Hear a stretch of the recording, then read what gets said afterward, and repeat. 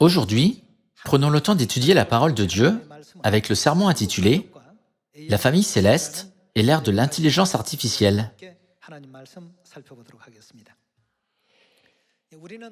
Nous sommes la famille céleste liée par la promesse que Dieu a faite dans la Bible.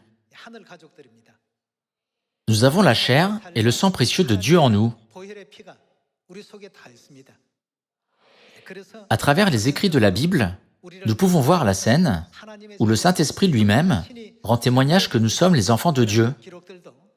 Par conséquent, nous devons marcher sur le chemin de l'Évangile afin que personne ne se sente seul. Encourageons-nous, soutenons-nous et unissons-nous les uns avec les autres afin que nous puissions tous marcher vers le ciel sans être épuisés. Sommes-nous vraiment une famille dans le royaume des cieux? Examinons d'abord cette question. L'ère future est l'ère de l'intelligence artificielle. Alors, comment cette ère est-elle liée à la Bible? Examinons également cette question ensemble. Voyons les enseignements dans Hébreux, chapitre 8, verset 5. Il célèbre un culte, image et ombre des choses célestes. Lorsque nous lisons Hébreux, chapitre 8, verset 1, nous pouvons voir qu'il y a environ 3500 ans, dans le désert, Moïse a construit le sanctuaire sur la terre comme une image du sanctuaire céleste que Dieu lui avait montré sur le mont Sinaï. C'est pourquoi il est écrit dans Hébreux, chapitre 8, verset 5, « Vous célébrez un culte, image et ombre des choses célestes. » Ce sanctuaire n'est pas le seul exemple d'une image et d'une ombre, mais nous pouvons également trouver beaucoup plus d'exemples si nous examinons d'autres systèmes physiques sur la Terre. Parmi les nombreux systèmes, aujourd'hui, examinons la famille céleste. Voyons comment la famille céleste se reflète dans la famille terrestre et confirmons une fois de plus que nous sommes la famille céleste. Pour que personne ne se sente seul, nous devons prendre soin les uns des autres, nous unir les uns avec les autres et marcher ensemble vers le royaume éternel des cieux.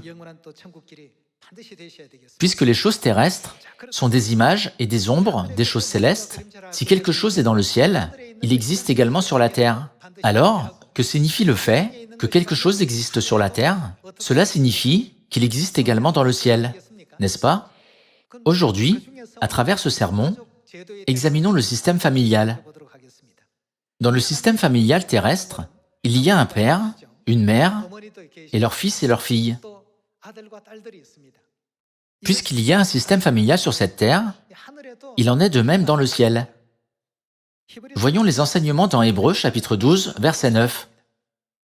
D'ailleurs, puisque nos pères selon la chair nous ont châtiés, et que nous les avons respectés, ne devons-nous pas, à bien plus forte raison, nous soumettre au Père des esprits pour avoir la vie? Quel membre représente le plus souvent la famille sur cette terre? Dans la Bible, il est écrit « Père selon la chair ». D'ailleurs, puisque nos pères selon la chair nous ont châtiés et que nous les avons respectés, ne devons-nous pas, à bien plus forte raison, nous soumettre? À qui devons-nous nous soumettre? Au Père des esprits pour avoir la vie. La Bible nous éveille au fait qu'il y a aussi le Père de nos esprits dans le ciel. Jésus nous enseigne que le Père des esprits est notre Dieu. Allons à Matthieu, chapitre 6, verset 8.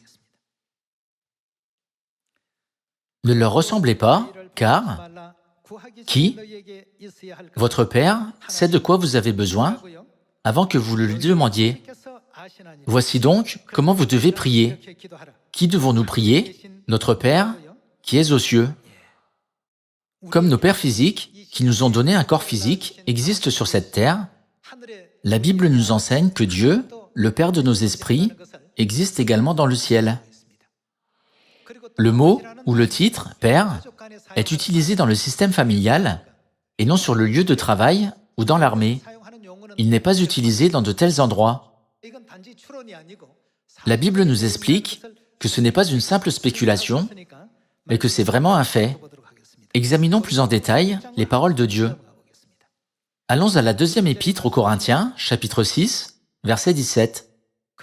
C'est pourquoi, sortez du milieu d'eux et séparez-vous, dit le Seigneur. Ne touchez pas ce qui est impur, et je vous accueillerai. Je serai pour vous, qui sera Dieu, un Père, et vous serez pour moi des fils et des filles, c'est-à-dire les enfants de Dieu, dit le Seigneur Tout-Puissant. Ce sont les paroles de Dieu. Dieu est notre Père, et il doit y avoir des enfants qui l'appellent Père. Alors, qui sont ces enfants qui appellent Dieu Père? La Bible nous éclaire sur le fait que nous, qui croyons en Dieu, en vivant sur cette terre, sommes les enfants de Dieu. Alors, par-dessus tout, qui devons-nous également avoir? Selon le système terrestre, il y a toujours une mère dans la famille. Alors, qui doit également exister dans la famille céleste? Sans mère, la famille céleste ne peut pas exister dans le royaume des cieux. Frères et sœurs, où allez-vous le jour du Nouvel An lunaire? Il existe diverses options, comme partir en voyage, mais la plupart des gens vont dans leur ville natale. Si vous allez dans votre ville natale, mais que votre père et votre mère n'y sont pas, comment vous sentirez-vous? Vous n'aurez pas l'impression d'être dans votre ville natale. Vos parents doivent être là. Comme il est écrit que le système terrestre est une image et une ombre du système céleste, s'il y a une mère dans la famille terrestre, il doit également y avoir mère céleste dans le monde spirituel. Les églises du monde appellent Dieu Père seulement des lèvres. Cependant, nous avons notre Père et notre Mère qui partagent leur chair et leur sang avec nous. Nous avons des frères et sœurs qui partagent la même chair et le même sang. Nous sommes une famille céleste. Confirmons qu'il y a mère dans le ciel, comme il y a une mère sur la terre, à travers Galates, chapitre 4. Chapitre 4, verset 26. Mais la Jérusalem d'en haut est libre, c'est notre mère. Ici, d'en haut, signifie dans le ciel, n'est-ce pas? De cette manière, la Bible enseigne clairement à toute l'humanité l'existence de Mère Céleste. Nous pouvons comprendre et réaliser que le système familial terrestre est certainement une image et une ombre du système familial céleste. Ceux qui insistent sur le fait qu'il n'y a pas de Mère Céleste ne peuvent pas entrer dans le royaume des cieux ou avoir la vie éternelle. C'est parce que Dieu a déjà utilisé le mot au pluriel, Elohim, pour exprimer l'existence de Dieu le Père et de Dieu la Mère dans de nombreux passages de la Genèse à l'Apocalypse. Dieu le Père ne mène pas seul l'œuvre de l'Évangile. Dieu le Père et Dieu la Mère marchent toujours ensemble, opèrent ensemble et nous conduisent ensemble afin que notre Église puisse sauver le monde. Ils ont établi Sion dans toutes les nations du monde pour accomplir l'œuvre de l'Évangile. Alors, Dieu a-t-il vraiment appelé les frères et sœurs de l'Église de Dieu, ses fils et ses filles? Oui, il l'a fait. Nous ne devons jamais laisser un seul membre se sentir seul sur le chemin du ciel.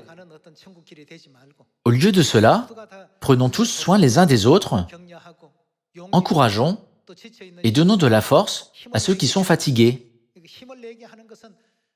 Ce qui nous donne de la force n'est pas une substance physique ou l'environnement physique. Nous devons continuer à recevoir la parole de Dieu. Soyons fortifiés par la parole de Dieu. Quelle est la mission que la famille céleste doit accomplir sur la terre? La famille céleste doit accomplir l'œuvre de Père et Mère. Quelle est l'œuvre que Père et Mère font? Ils sont venus sur cette terre pour conduire le monde entier à la repentance et au salut, pour trouver nos frères et sœurs perdus, même les plus jeunes, et pour nous emmener au ciel éternel, n'est-ce pas? Car le Fils de l'homme est venu chercher et sauver ce qui était perdu. Dieu n'a-t-il pas dit cela dans Luc chapitre 19? Notre œuvre ne doit pas être différente de celle de Père et Mère. Le chemin que Père et Mère nous ont montré en exemple est le chemin que nous devons suivre, n'est-ce pas? Pourquoi la Bible nous appelle-t-elle la famille céleste? Si un père, une mère et des enfants, dans le système familial terrestre, sont liés par le sang, qu'en est-il de notre famille céleste? C'est pareil. C'est parce que c'est une image et une ombre. Le système familial sur la Terre est une image et une ombre de la famille céleste, la réalité. Alors, la famille céleste ne devrait-elle pas également être liée par le sang spirituel? Nous devons connaître quel est le groupe sanguin de notre Père et quel est le groupe sanguin de notre Mère. Vous pouvez rire en disant « Donc, nos âmes ont des groupes sanguins ». Mais c'est écrit dans la Bible. Vérifions cette question. Voyons Matthieu, chapitre 26, verset 17. Le premier jour des pains sans levain, les disciples s'adressèrent à Jésus pour lui dire « Où veux-tu que nous te préparions le repas de la Pâque » Il répondit « Allez à la ville chez un tel, et vous lui direz « Le maître dit, mon temps est proche, je ferai chez toi la Pâque avec mes disciples. » Les disciples firent ce que Jésus leur avait ordonné, et ils préparèrent la Pâque. Quel genre de cérémonie Dieu célèbre-t-il à travers cette Pâque? Voyons le verset 26. Pendant qu'ils mangeaient, Jésus prit du pain et, après avoir rendu grâce, il le rompit et le donna aux disciples en disant « Prenez, mangez, ceci est... » Quoi? Mon corps. Il a enseigné que le pain de la Pâque était son corps, c'est-à-dire sa chair. Il a comparé le pain de la Pâque au corps saint de Christ. Verset 27, il prit ensuite une coupe et, après avoir rendu grâce, il la leur donna en disant « Buvez-en tous. » Que contenait cette coupe? Il prit la coupe contenant le vin de la Pâque et il la leur donna en disant « Buvez-en tous. » Car ceci est le sang de qui? Mon sang, le sang de l'Alliance, qui est répandu pour beaucoup, pour le pardon des péchés. Alors, quel est le groupe sanguin de notre Père Céleste? De toute évidence, c'est le groupe sanguin Pâques. Alors, quelle est la signification du jour de la Pâque pour ceux qui participent à la sainte fête de la Pâque de la Nouvelle Alliance? C'est le jour où Dieu accorde sa chair et son sang précieux à toute l'humanité. En d'autres termes, la Pâque est le jour où nous recevons le pouvoir de devenir enfants de Dieu. Cependant, aujourd'hui, les églises du monde ne célèbrent pas la Pâque. Il n'y a rien d'étrange à cela. C'est une chose naturelle. C'est parce que la chair et le sang saint de la Pâque de Père Céleste ne sont donnés qu'aux enfants de Dieu. Les gens qui ont le sang précieux de Christ, le sang de la Pâque, sont les fils et les filles de Dieu, n'est-ce pas?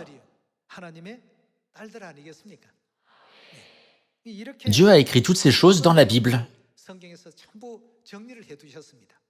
N'est-il pas écrit que seuls ceux qui ont la chair et le sang de Dieu en eux ont la vie éternelle?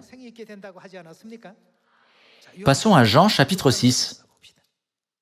Cette année, soyons fiers d'être les enfants de Dieu et faisons de notre mieux pour sauver toute l'humanité dans le monde. Regardons le verset 53.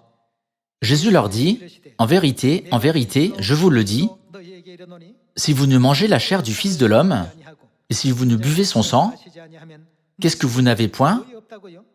Vous n'avez point la vie en vous-même. » Même si les gens vont à l'église 100 fois, s'ils ne mangent pas la chair de Jésus ou ne boivent pas son sang, leur foi est morte, n'est-ce pas? Ils ne recevront jamais la vie éternelle. Continuons avec le verset 54.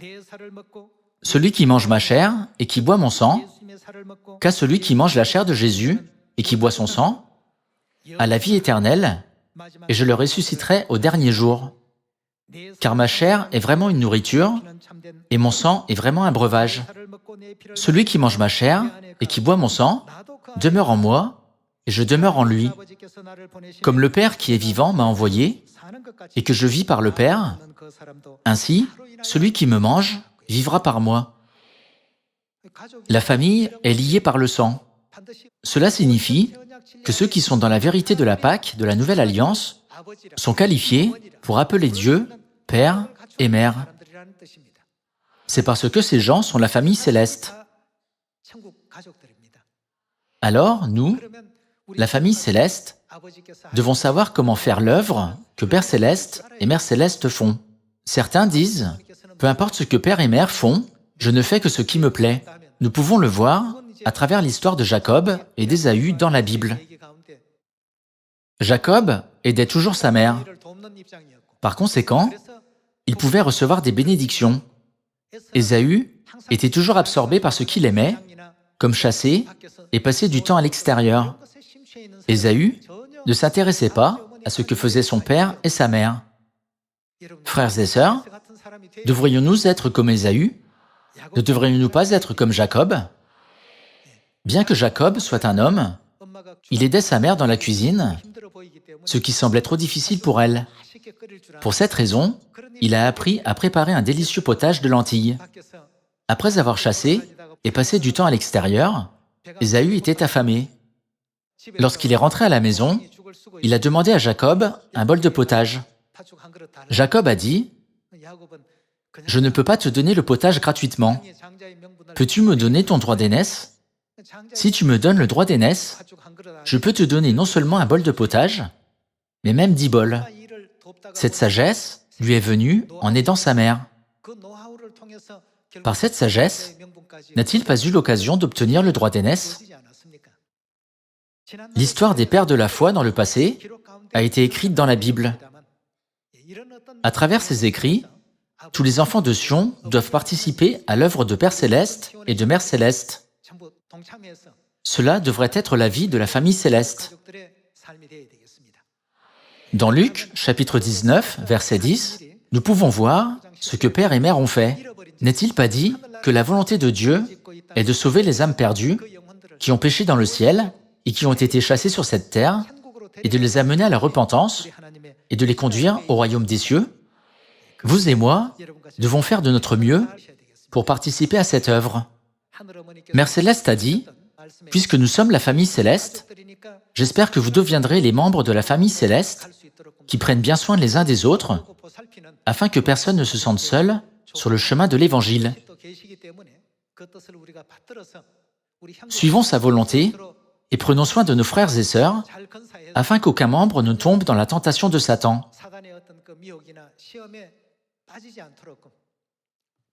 Soyons des sœurs aînées, des frères aînés, des frères cadets et des sœurs cadettes qui peuvent s'entraider à vivre une vie bénie en regardant vers le royaume des cieux. Nous devons mener l'œuvre du salut sans qu'une seule âme reste en arrière. Alors, quelle est la raison du titre « L'ère de l'intelligence artificielle » ? C'est maintenant l'ère de l'intelligence artificielle. Puisque toutes les usines utilisent des robots dotés d'une intelligence artificielle de nos jours, il n'y a que quelques personnes qui travaillent dans les usines, même si les usines sont énormes. Même la fabrication de voitures se fait grâce à l'intelligence artificielle. Du soudage à la production, toutes les chaînes de montage sont actionnées par des bras robotisés. Le temps viendra où les gens ne seront plus nécessaires. Comme vous le savez, un joueur de Go coréen, nommé Lee Sedol, et un ordinateur doté d'une intelligence artificielle, nommé AlphaGo, ont joué au jeu de Go. C'est devenu un sujet brûlant dans le monde entier. Elle surpasse l'intelligence humaine. Les humains ne peuvent penser qu'à une centaine de choses par seconde, tandis qu'un ordinateur doté d'une intelligence artificielle peut penser à 1000, 10 000, voire des centaines de milliers de choses en une seconde. Par conséquent, les humains ne peuvent pas aller de pair avec l'intelligence artificielle. En pensant à cela, j'étais tellement reconnaissant à Père et Mère. Si l'intelligence artificielle a fait un sermon ici, Et si elle a pris notre place, y a-t-il quelque chose auquel nous pouvons participer? Elle peut prêcher pendant 24 heures sans même dormir. En revanche, nous devons dormir, manger et nous reposer. Lorsque nous pensons à ces choses, à quel point sommes-nous bénis avec ce temps qui nous est donné en cette époque, n'est-ce pas? À l'avenir, les gens n'utiliseront plus d'armes à feu pour faire la guerre. Le temps viendra où les robots se battront les uns contre les autres. Frères et sœurs, vous cuisinez à la maison, n'est-ce pas? Lorsque vous êtes capable de cuisiner, faites de votre mieux pour bien cuisiner pour votre famille. Maintenant, si vous achetez l'intelligence artificielle et saisissez une recette, elle peut préparer tous les aliments délicieux que les mères ne peuvent pas préparer, tels que la cuisine chinoise, la cuisine coréenne et la cuisine américaine. De plus, l'intelligence artificielle peut apprendre d'elle-même et même faire de la cuisine fusion. En d'autres termes, tout ce que les humains font peut être fait par des machines. Si l'intelligence artificielle fait un sermon, elle trouverait mieux que moi les versets dans les 66 livres de la Bible. Elle irait juste à Genèse chapitre 1, et elle pourrait déjà aller au verset 26 et le lire. Si vous mettez toutes les langues dans le réseau d'intelligence artificielle, elle fera des sermons dans la langue de chaque pays. Nous ne pouvons pas le faire, mais l'intelligence artificielle peut le faire. Frères et sœurs, cela se réalisera à l'avenir. C'est pourquoi, lorsque Dieu nous ordonne de prêcher l'Évangile dans la Samarie et jusqu'aux extrémités de la terre, si nous sommes paresseux et ne participons pas à l'Évangile, nous n'aurons jamais une autre occasion dans ce monde. Cela peut sembler une histoire absurde de science-fiction, mais ce n'est pas le cas. La plupart des usines, avec de grandes chaînes de production, sont remplacées par l'intelligence artificielle. Une voiture aura-t-elle besoin d'un conducteur à l'avenir? Les gens dans la voiture dormiront en penchant la tête en arrière. La voiture roulera toute seule et détectera le danger. Par conséquent, son taux d'accident sera bien inférieur à celui des conducteurs humains. Grâce au système embarqué mobile ou au système de pilotage automatique, elle vous conduira à la destination exacte si vous lui dites où aller. Les humains ne seront plus nécessaires à l'avenir. En pensant à cela, j'étais vraiment reconnaissant à Père et Mère de m'avoir permis de prêcher l'Évangile et de faire des sermons. Dieu nous a appelés à cette vérité et nous a permis d'être dans cette position avant que cette ère ne vienne. Il nous a donné l'occasion de prêcher l'Évangile avant que cette ère ne vienne. Depuis cette année, les téléphones mobiles Samsung sont équipés de presque toutes les langues. Par conséquent, si nous disons quelque chose en coréen, les autres peuvent l'entendre en anglais ou en français, dans la langue de leur choix. Les médias ont rapporté que son taux de traduction est précis à près de 90%. Par conséquent, pendant que nous pouvons faire quelque chose, faisons-le maintenant. Dieu aurait pu créer ce genre d'environnement il y a 2000 ans, mais il a attendu jusqu'à maintenant et a retardé le développement de telles fonctions et technologies pour nous donner l'occasion de faire l'œuvre de Dieu en cette époque. Cependant, beaucoup de gens perdent cette occasion. Si cette époque dure encore 5 ou 10 ans, nous ne savons pas ce que l'avenir nous réserve. C'est maintenant l'ère du service rapide, alors les gens livrent des marchandises en moto. Cependant, à l'avenir, les drones livreront tout de porte à porte. Frères et sœurs, faisons de notre mieux tant que nous le pouvons. Faites la cuisine tant que vous le pouvez. Avec l'intelligence artificielle, comme AlphaGo, vous n'avez plus besoin d'un cuisinier. Si vous voulez manger à l'européenne ou à la sud-américaine, elle vous servira lorsque vous fournirez tous les ingrédients nécessaires. N'est-ce pas incroyable? Lorsque j'ai entendu que l'ère de l'intelligence artificielle approchait, j'ai remercié Dieu, mais en même temps, cela m'a aussi fait peur. J'ai pensé, une telle ère est déjà en train de se produire. Elle aurait pu se produire il y a 2000 ans, mais Dieu a prolongé le temps jusqu'à cette époque pour nous donner cette occasion d'être bénis. Jésus a dit dans Luc chapitre 12, « Vous savez discerner l'aspect de la terre et du ciel. Comment ne discernez-vous pas ce temps-ci, n'est-ce pas ?» Une telle ère se produit maintenant. Tous les membres de la famille céleste, levons-nous cette année pendant que nous pouvons travailler et prêcher l'Évangile. Si l'intelligence artificielle prenait notre place, elle pourrait enseigner la Bible plus précisément que nous. Sa capacité d'enseignement serait meilleure que celle des humains. Une fois que nous avons saisi les versets de la Bible, elle cherchera et localisera exactement où ils se trouvent. Il y a un temps pour tout. Nous devons tout faire lorsque nous le pouvons. Nous devons accumuler des bénédictions lorsque nous le pouvons. Dieu nous rendra selon nos œuvres. Si on demande à l'intelligence artificielle de faire quelque chose, ce sera parfait. Il ne sera pas nécessaire de dire « Ne pourrais-tu pas faire mieux ?» Si vous saisissez une fois votre travail dans l'intelligence artificielle, elle s'occupera de tout. Elle sera très douée pour cela. Lorsque vous direz « Termine cette tâche en quelques heures », elle sera optimisée très rapidement. Ce qui prend 10 ou 20 heures à l'homme pour accomplir la tâche ne prendra qu'1 ou 2 heures à l'intelligence artificielle. Désormais, il n'y aura plus besoin de secrétaire, n'est-ce pas? Si nous utilisons l'intelligence artificielle, nous n'aurons plus besoin de traducteur. Si les gens demandent à l'intelligence artificielle de traduire quelque chose en anglais, elle le traduira parfaitement. Elle prendra également soin de notre santé. Elle apprendra également nos goûts. À l'heure exacte, elle préparera une tasse de café et nous l'apportera. Il y aura une intelligence artificielle qui fera un travail si merveilleux. Nous vivons à l'ère de l'intelligence artificielle. Frères et sœurs, je ne vous dis pas cela juste pour le plaisir, mais l'avenir sera une telle ère. Dieu nous a donné l'occasion de faire l'œuvre de l'Évangile. Lorsque Père et Mère disent « Prêchez cet Évangile dans la Samarie et jusqu'aux extrémités de la terre », lorsqu'il y a encore du temps et des lieux pour travailler, prêchons l'Évangile avec diligence et portons beaucoup de fruits, en espérant que nous donnerons une grande gloire et une grande joie à Père Céleste et à Mère Céleste en cette année bénie. J'aimerais conclure ce sermon. Merci beaucoup.